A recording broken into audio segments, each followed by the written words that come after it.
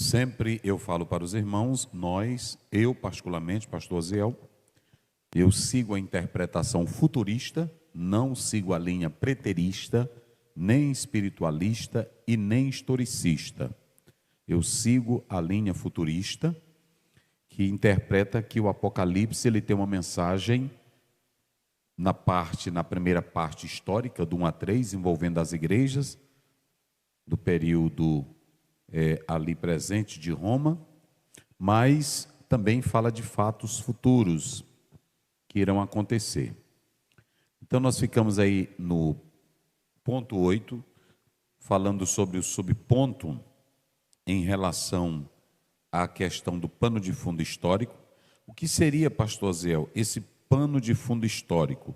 Muito simples. Quando a gente atenta para esse pano de fundo histórico, é que se vocês observarem bem ao olhar para o Velho Testamento, você vê que tem muitas coisas no Velho Testamento, como por exemplo, as pragas do Egito, que elas dão um pano de fundo histórico e fundamental para o Apocalipse.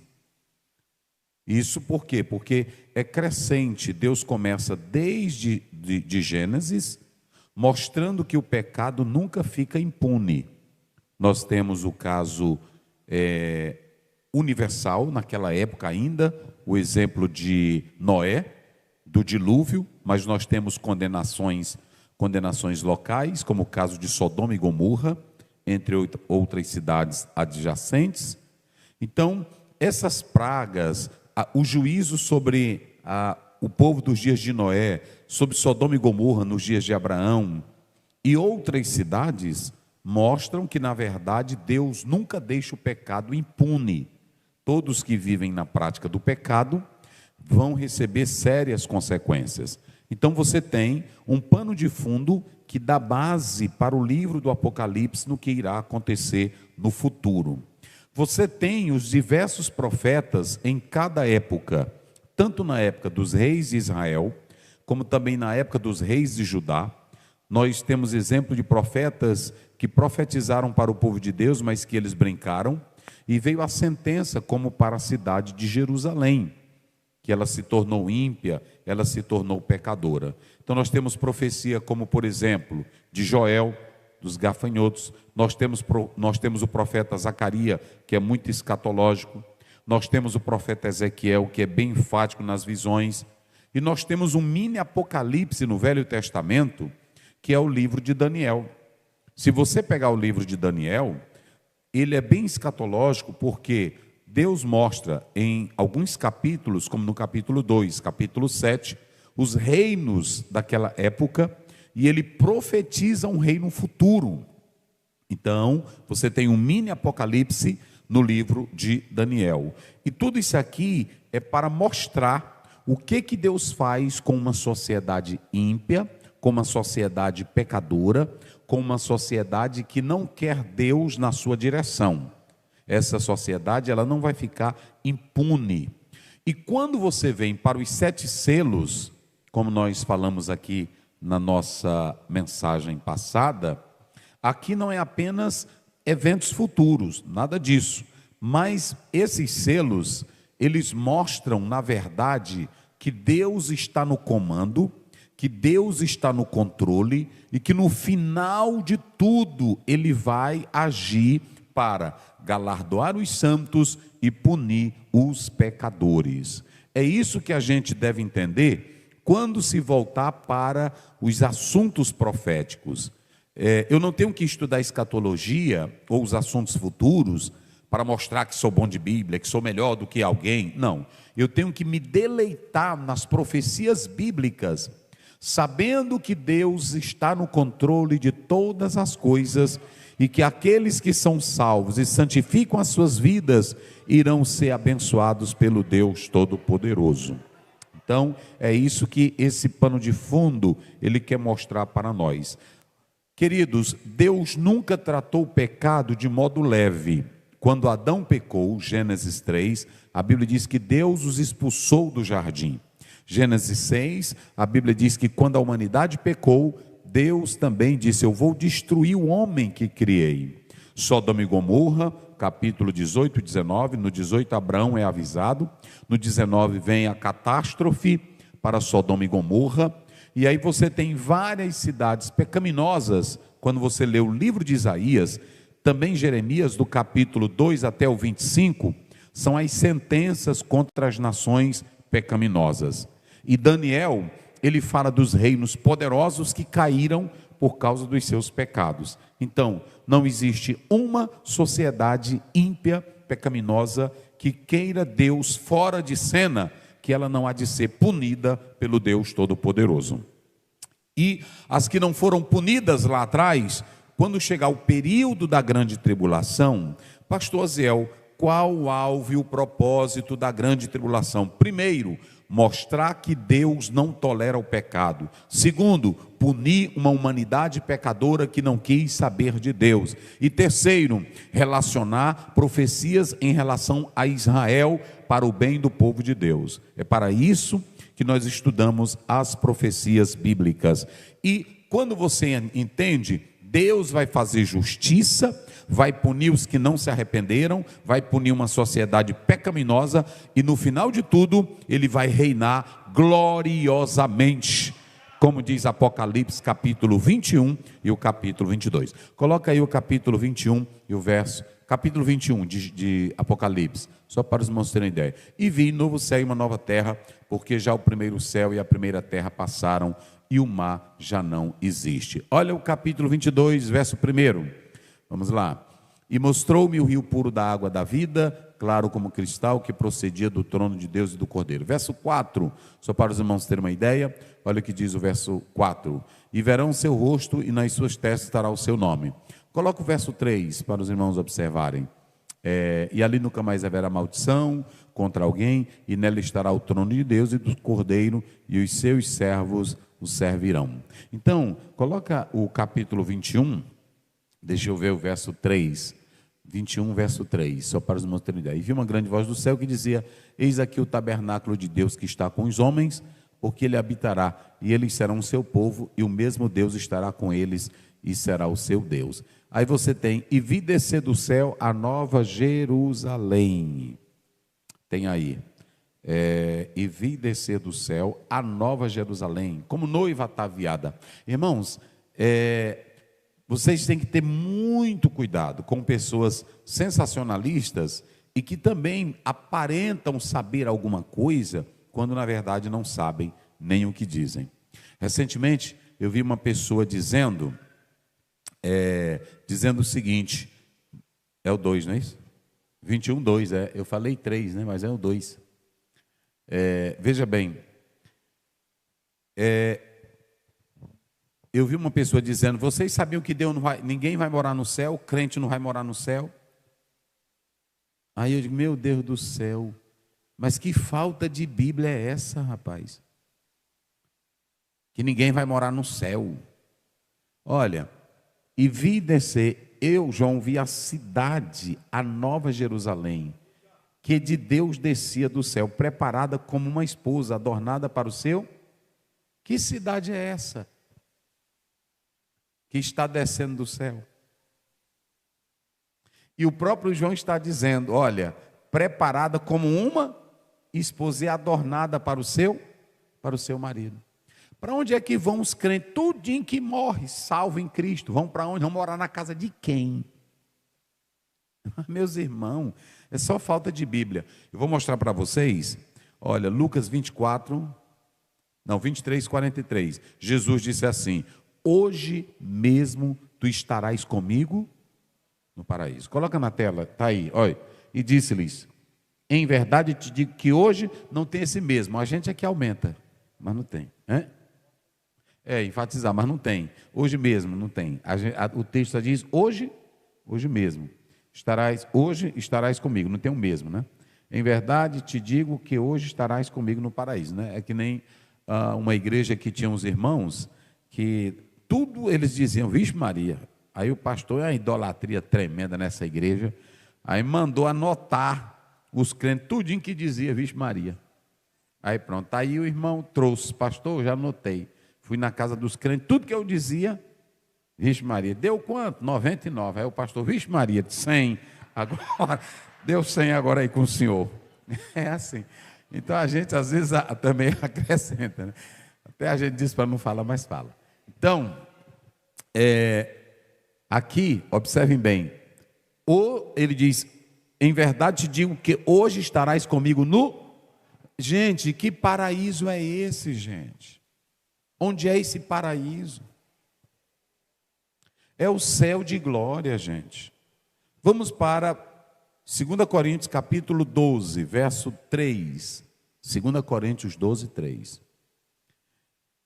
Vamos começar com fica melhor para os irmãos entenderem. Em verdade, que não convém gloriar-me, mas passarei as visões e as revelações do Senhor. Vamos lá. Conheço um homem em Cristo que há 14 anos, se no corpo não sei, se fora do corpo não sei, Deus o sabe, foi arrebatado até aonde? Até o terceiro céu. Para nós cristãos, não judeus, para nós cristãos, nós acreditamos que existem quantos céus? 3. Quais são eles? Céu das nuvens, o espaço sideral e o céu morada de Deus. Entendeu? Só existem, os judeus falam em 7 céus, mas Paulo era judeu e ele não falou em 7 céus. Ele diz que foi arrebatado até o terceiro céu. Está aí. Vamos lá. E sei que tal homem, se no corpo, se fora do corpo, não sei, Deus o sabe. Olha aí.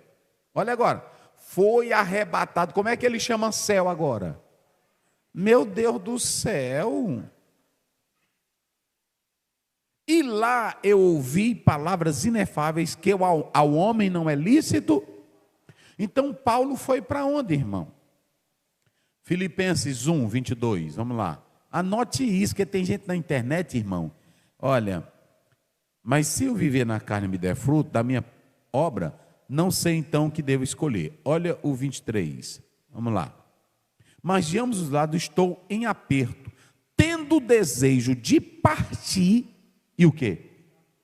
Está com Cristo, porque isto ainda é o quê? Onde é que Cristo está? E para onde é que Paulo queria ir? Então onde é que o crente vai morar quando ele morre, quando ele sai do corpo? Onde é que ele vai morar, meus irmãos? Agora os que estão com ele lá vão descer.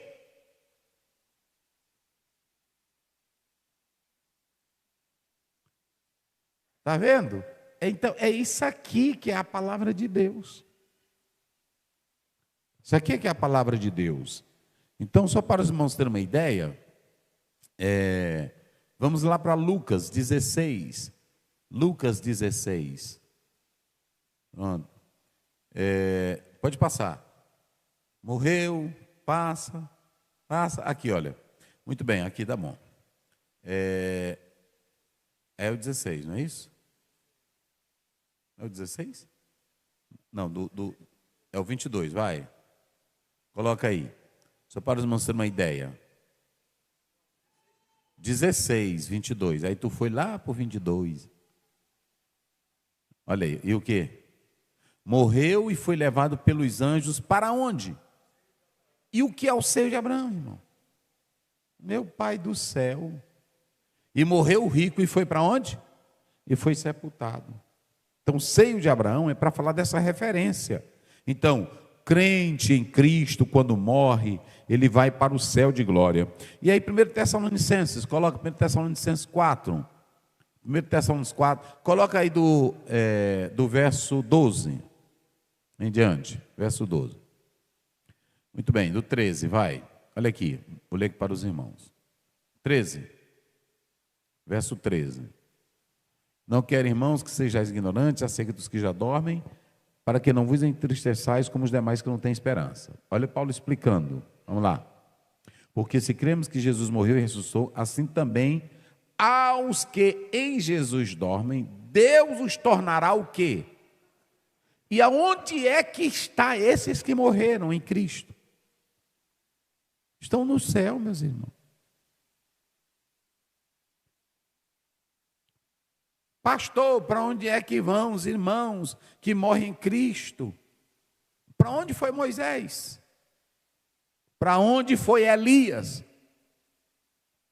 E eles estavam conversando com Jesus normal. Então pronto. Agora, quando ele vier, ele vai descer, aí vai implantar o reino glorioso na terra. E aí a Bíblia diz: o tabernáculo de Deus estará com os homens. Aí terra e céu vai ser a mesma coisa e nós vamos viver eternamente com Deus. É só isso.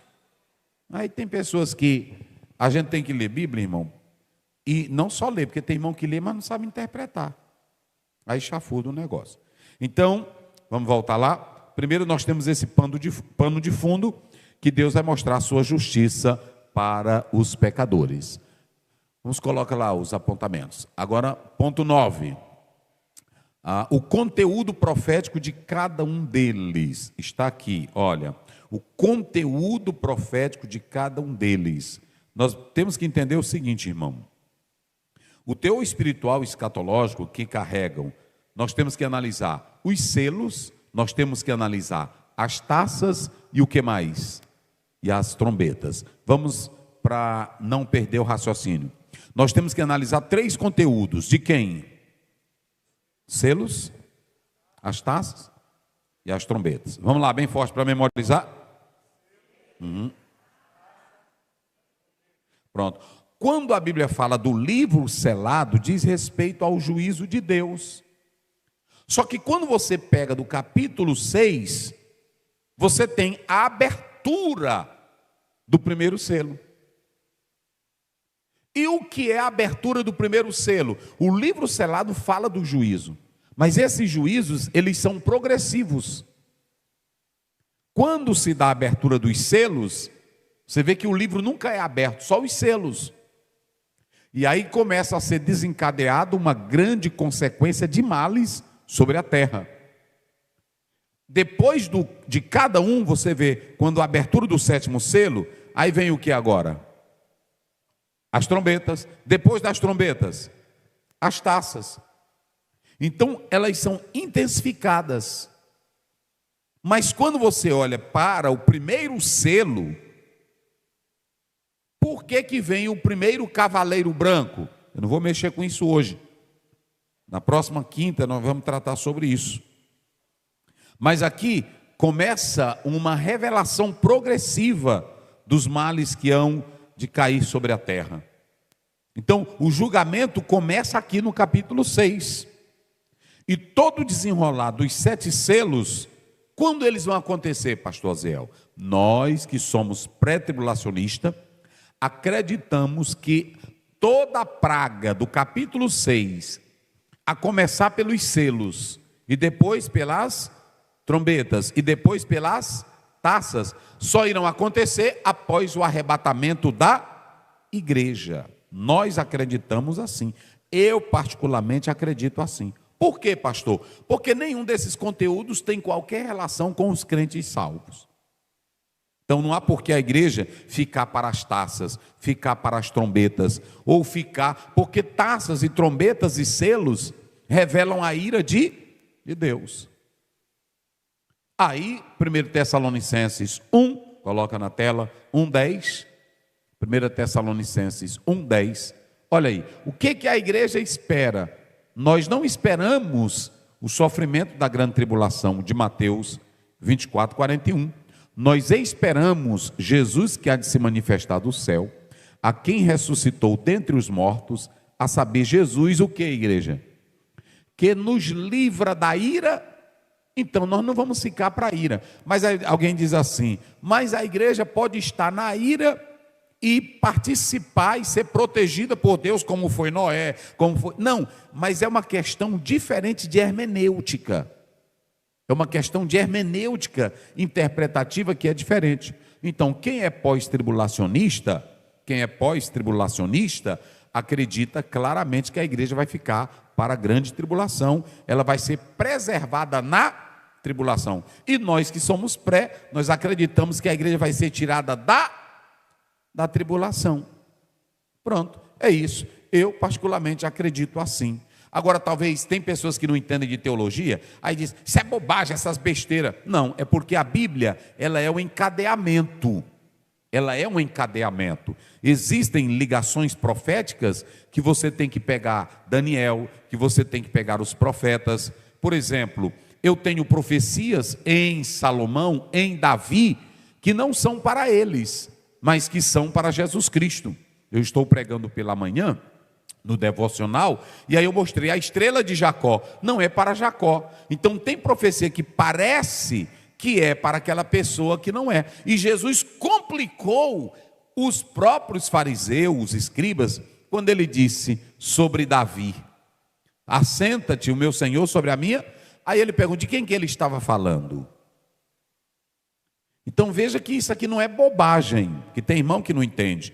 Nós não temos que estudar escatologia para debater com ninguém, para estar em roda, em mesa redonda. Nós temos que ler para o nosso deleite a nossa crença espiritual. Agora, se o irmão acredita que vai ficar para a grande tribulação, se ele tem fé e tem estrutura, glória a Deus, meu filho, fica aí. Rapaz, eu sou pós-tribulacionista, eu vou aguentar a pancada, pois eu sou pré. Fica aí, no final nós se encontramos. Porque o pós, deixa eu dizer uma coisa para vocês, o pós, ele não nega a Bíblia, ele não nega a palavra, ele não nega Jesus, ele não nega a cruz. Quem é pós-tribulacionista não nega. Vocês entenderam? Só tem uma questão de interpretar, é que eles acham que o Senhor, ele vai vir e no final de tudo, aí que passar a grande tribulação é que ele vai se manifestar e aí vai ter... Pronto. Mas nós pré-tribulacionistas, por que não acreditamos assim? Porque existem eventos proféticos que não se encaixam na visão pós-tribulacionista. Por exemplo, a Bíblia diz, vamos dar um exemplo aqui, as trombetas do Apocalipse, quando é que elas vão tocar? E a trombeta do arrebatamento. Então o pós-tribulacionista, às vezes, ele confunde essa questão. E a trombeta de 1 Coríntios 15, 52... e a trombeta de 1 Tessalonicenses, são trombetas, é uma trombeta só falando do quê? Do arrebatamento, é assim que nós cremos. Então as trombetas da grande tribulação não tem nada a ver com arrebatamento. Então nós estudamos e vemos, e não é pentecostal, isso aqui vem desde o século XIX. Muitos homens foram estudar e foram vendo essas questões. Agora, não precisa eu ir para debate e dizer, fulano não sabe de nada, porque tem uns engraçadinhos aí na internet, que hoje tudo é gravado, fulano não sabe de nada. Essas coisas que tu sabe, nós também sabemos. Agora é porque nós cremos dessa forma. Pronto, eu creio dessa forma e eu vivo essa esperança. Agora, pronto, o meso-tribulacionista, o meso acredita que no meio da tribulação a igreja vai ser arrebatada. E pronto, então se ele acredita assim, que ele fique assim. Agora eu não acredito assim. Eu acredito que a igreja, antes de começar a ira futura, que não tem nada a ver com a igreja, pronto, olha aí, quando se manifestar, vamos, 1 Tessalonicenses 5,9, deixa eu ver se é, 5,9. Olha aí, leiam aí vocês bem alto, em bom som. Não, mas só quem tem boca, vamos lá, 1, 2, 3.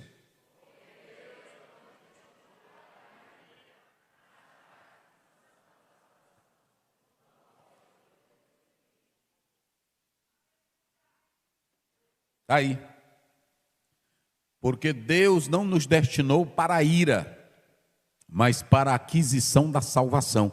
Então, o que eu tenho a ver com a grande tribulação, se a grande tribulação é um período de purificação e punição para aqueles que não quiseram a Deus?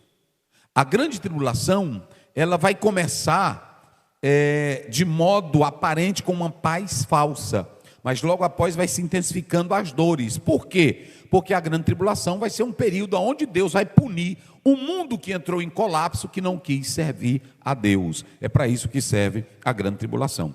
Então, aí você tem o conteúdo dos 7 selos, o conteúdo das 7 trombetas e o conteúdo das taças. Nós vamos estudar cada um deles, ok? Todo o desenrolar desses 7 selos ocorrerá após o arrebatamento da igreja. E o capítulo mostra que quando o Cordeiro abre os selos, o conteúdo é revelado. O que que tem nos selos, pastor Zéu? Juízo contra a impiedade humana, contra o sistema do anticristo. Coloca lá o verso do Apocalipse, capítulo 6. E havendo o cordeiro aberto, esse verbo aí, abrir, indica a revelação do decreto divino. Pronto, ele está abrindo para mostrar que agora a sentença de Deus vai cair sobre a terra, sobre o mundo pecaminoso. E aí, quando ele fala isso, é uma revelação gradual do que Deus estava oculto e agora ele vai revelar todo o mal que esse mundo vai receber. Vocês se lembram que no capítulo 5, João chora porque o livro está? Porque ninguém é digno de abrir o livro. Mas tem um que morre, que ele faz o seguinte: ele vence o pecado, ele vence Satanás, está aí na própria Bíblia, e ele vence a morte. Apocalipse, quando você lê no capítulo 5, do 5 a 9, Jesus Cristo vence a morte, vence o inferno e vence Satanás. E ele é digno de abrir o livro. E agora, como ele é digno, ele tem o controle do universo, do mundo nas mãos. E ele vai julgar a terra. Vai julgar a terra. É assim, meus irmãos. E esse é o único que é capaz de abrir o selo. Por quê? Porque quem vai condenar o mundo é o próprio Cristo. Lá em João 3 ele disse: eu não vim para o condenar, porque ele veio como Salvador. Mas agora ele veio para condenar, porque agora ele é juiz. E a Bíblia diz que o Pai não julga, mas quem é que julga? É o Filho, porque o Pai deu poder. Jesus, pela morte, pela sua ressurreição, venceu a morte, venceu o inferno, venceu o diabo, venceu o mundo, ressuscitou. Agora ele vai ter poder para julgar o mundo e acabou-se a conversa. Pronto. Então ele vai abrir esse documento. Muito bem, vamos lá, outro ponto para a gente fechar aqui. Coloca lá, eu estou correndo aqui, o verbo abrir. A hermenêutica pré-tribulacionista. O que a hermenêutica pré-tribulacionista propõe, pastor Zéu? Nós que somos da hermenêutica, da interpretação pré-tribulacionista, eu mostrei aqui 1 Tessalonicenses 4, 13 a 18.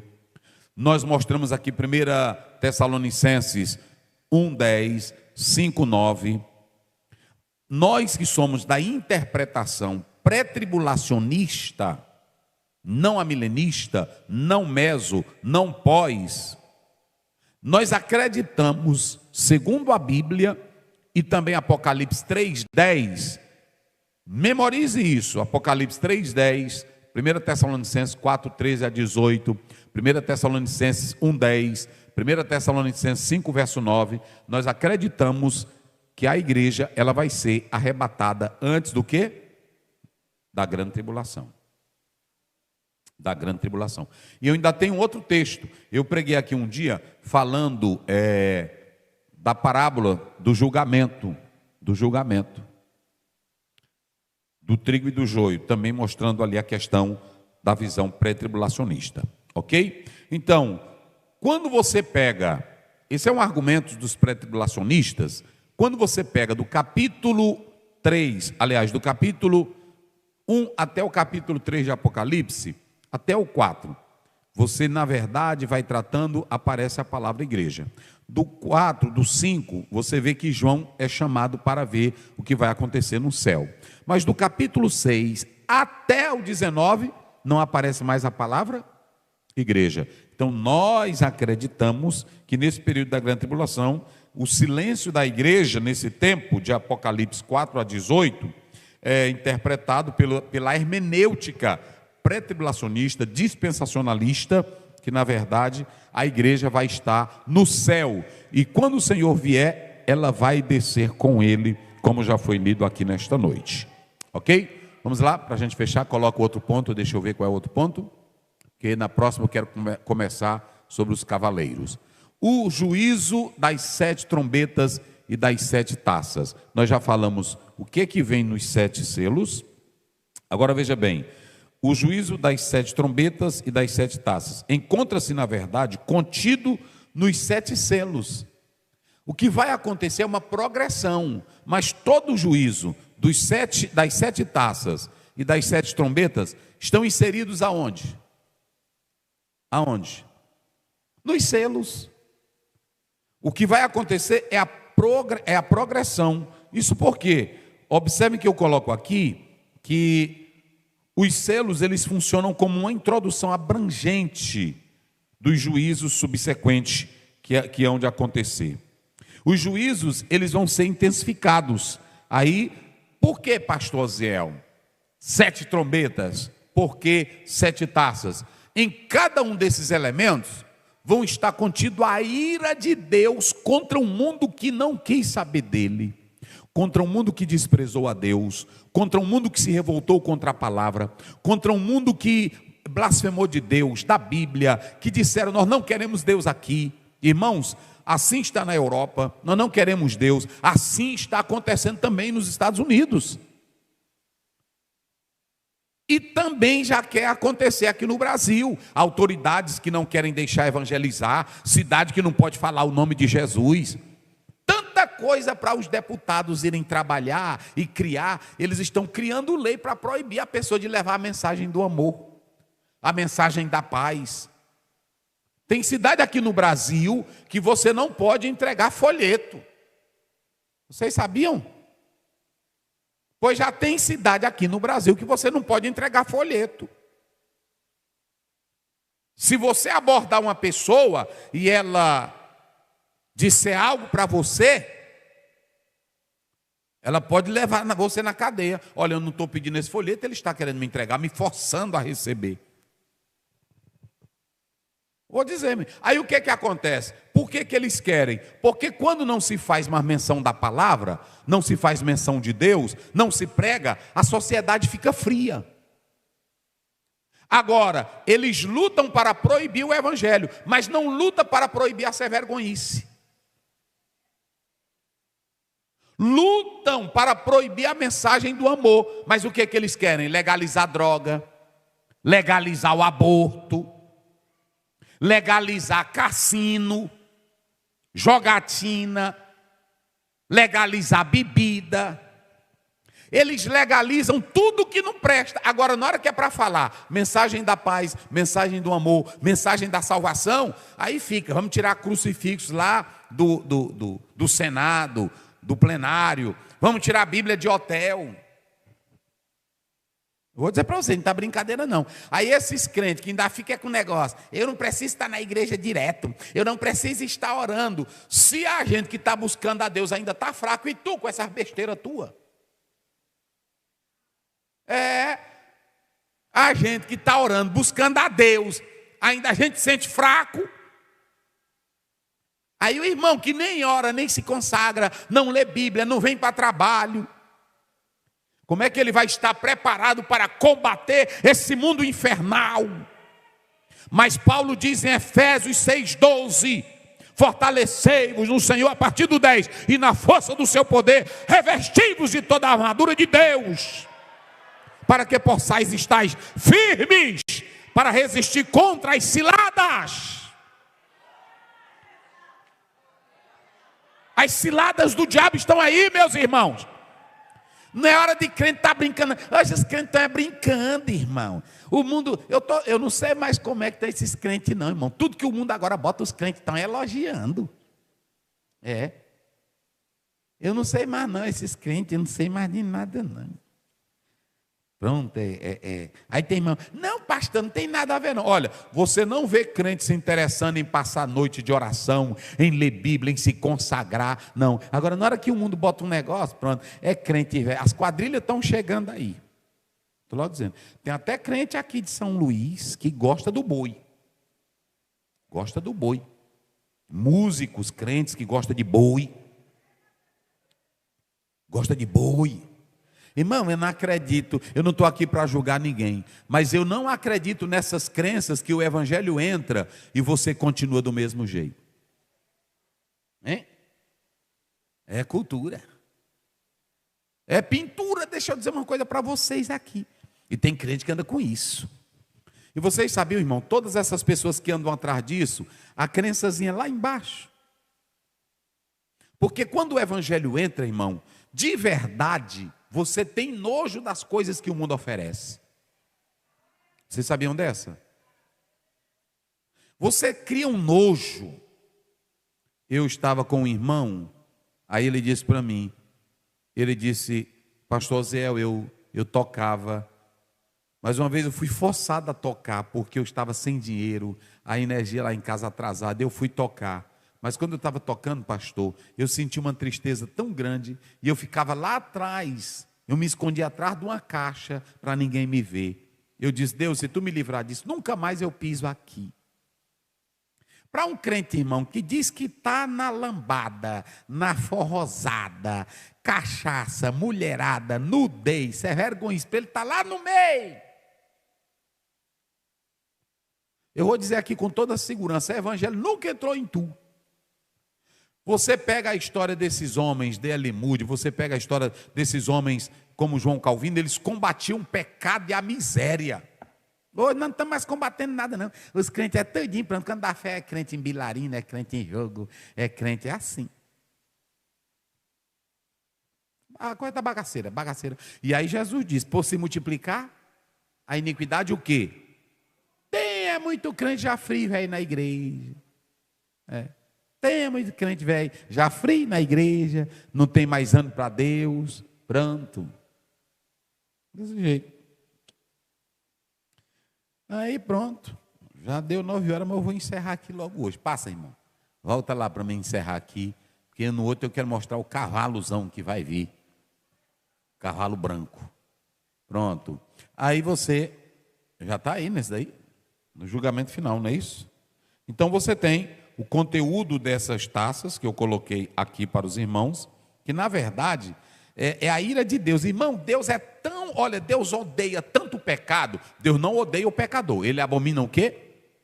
Ele odeia tanto o pecado que por causa do mundo que não presta, que rejeitou, ele começa com os selos, são os princípios de dores. Aí ele vai intensificar para as trombetas, aí depois é a taça. E aí eu vou mostrar para você, ó, os irmãos que estão aí desviados, estão me ouvindo, volta logo hoje, porque o negócio vai pegar. Estou logo avisando para vocês, vai pegar. Então veja bem, antes do julgamento final, antes do julgamento final, já esse ponto eu encerro aqui. O que acontece, meus irmãos? Deus, ele vai trazer uma série de males, de condenação, para um mundo que aceitou a política do diabo. O mundo que aceitou a política do diabo, Deus vai mandar selos, Deus vai mandar trombetas e Deus vai mandar as taças, tudo cheio de ira. O derramar da taça de Deus. Quando você lê o capítulo 17, o 18, aí você vê que a grande Babilônia, tu quer ver, irmão? É só ver, me dá aí essa Bíblia aí. Eu estou aqui com essa outra do grego, deixa eu só mostrar para você. Essa tua aí mesmo. Deixa eu dizer uma coisa para você. Tudo que o mundo gosta, cabaré, motel, jogatina, casa véia noturna, tudo que dá dinheiro, carnaval, tudo que dá dinheiro, jogo, tudo que dá dinheiro para prostituição, para o adultério. Eita, meus irmãos, é a Babilônia velha. Aí tem crente que está lá na Babilônia. Está lá. Coloca aí, irmão, só para o verso 3. Deixa eu ver aqui. Verso 3, coloca aí. Viu? Lê aí. É o 7, é? É o 17, é. Vamos lá. Aí pronto, aí. É o 17. Deixa eu ver aqui, rapidinho para mim encerrar aqui. Deixa eu ver aqui. É Apocalipse. É Apocalipse. Mas eu acho que é o 18 mesmo. É o 18, rapaz. Eu até citei aí, 18, 3. Como é? Lê aí.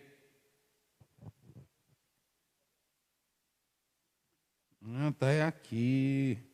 Bora. Isso aí, irmão, Babilônia comercial. Tem a Babilônia religiosa e a comercial. Olha quem viveu da Babilônia comercial.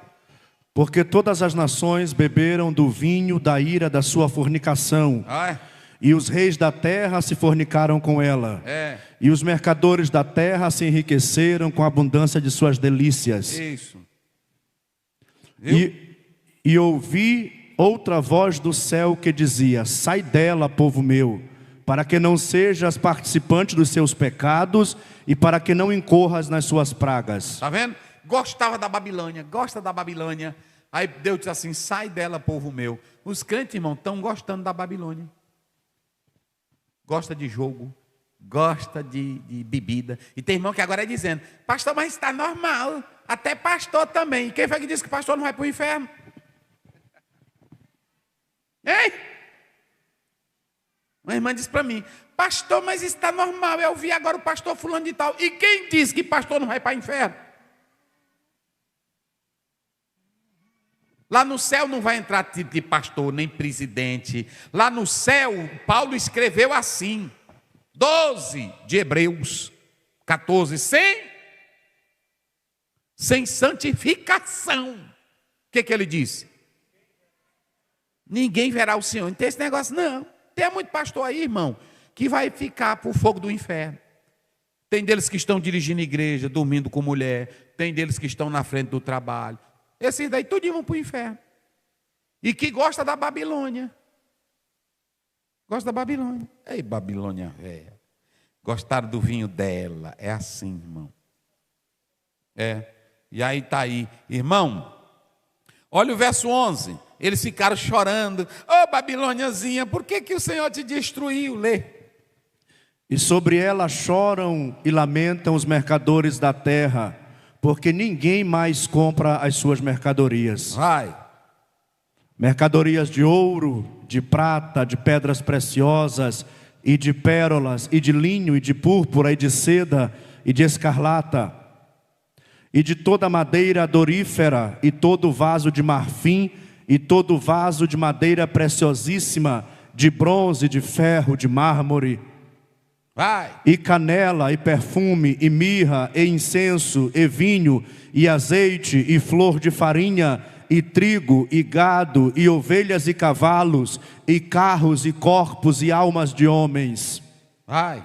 E o fruto do desejo da tua alma foi-se de ti, e todas as coisas gostosas, excelentes se foram de ti, e não mais as acharás. Pronto, aí está aí. Aí você vai ler, eles gostam da Babilônia. Não, aqui na Babilônia é motel, nós vamos para o motel que a gente quiser. Tem jogatina, tem bebedeira, tem cachaça, tem carnaval, tem arraial dos crentes. É assim. Aí vai ser bom para tu lá no inferno.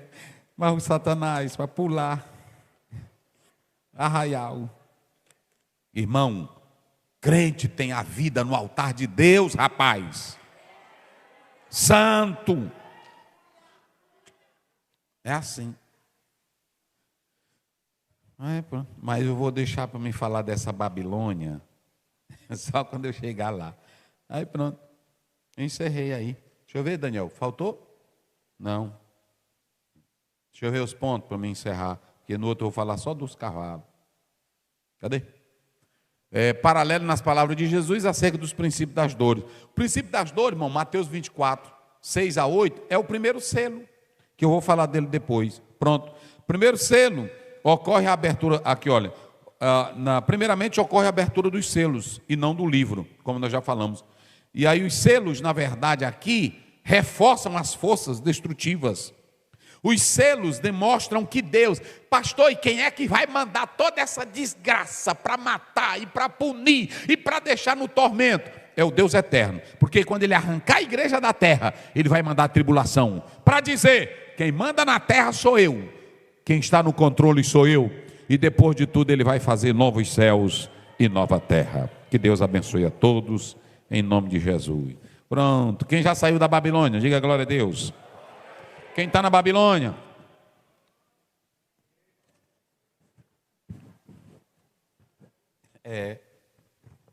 Babilônia velha.